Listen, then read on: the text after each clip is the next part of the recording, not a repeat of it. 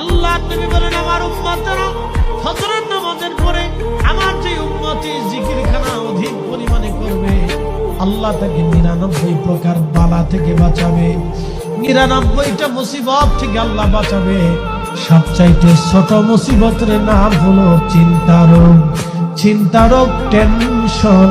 Tension যাদের বেশি পরিমাণে টেনশন আসে, অনেক পরিমাণে চিন্তা আসে, চিন্তায় চিন্তায় অন্তরে দানা বেঁধে থাকে, আপনারা ভয় নেবেন না।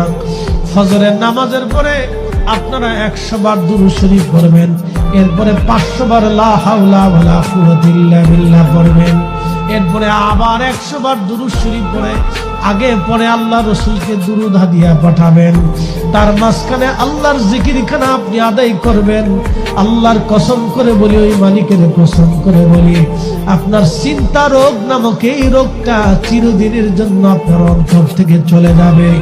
আপনার সন্তান নিয়ে চিন্তা হবে না, দুনিয়া নিয়ে চিন্তা হবে না, আখিরাত নিয়ে চিন্তা হবে না, কবর নিয়ে চিন্তা হবে না, মৃত্যু নিয়ে চিন্তা হবে না, অ্যাক্সিডেন্ট নিয়ে চিন্তা হবে না, কঠিন কঠিন রোগ নিয়ে চিন্তা আসবে না, আপনার শস্য শ্যামল ফসল অর্থকরী নিয়ে চিন্তা আসবে না, আপনার দুনিয়াদারি নিয়ে কোনো চিন্তা আসবে না, আপনার মনের উৎফুল্লতা বেড়ে যাবে। এটা এমন একটা রোগ। আরেকটু বলে দিয়ে যাই, যদি কখনো কঠিন ঘোর মুসিবতের মধ্যে পড়ে যান, কঠিন বিপদের মধ্যে পড়ে যান, তাহলে এই আমলটা এশার নামাজের পরে, কোন সময় এশার নামাজের পরে এই আমলটা 100 বার দুরূদ শরীফ আপনি পড়বেন, এরপরে লা হাওলা ওয়ালা কুওয়াতা ইল্লা বিল্লাহ 499 বার পড়বেন, আর একবার পড়বেন আলিউল আজিম সহ পরিপূর্ণটা একবার আপনি পড়বেন।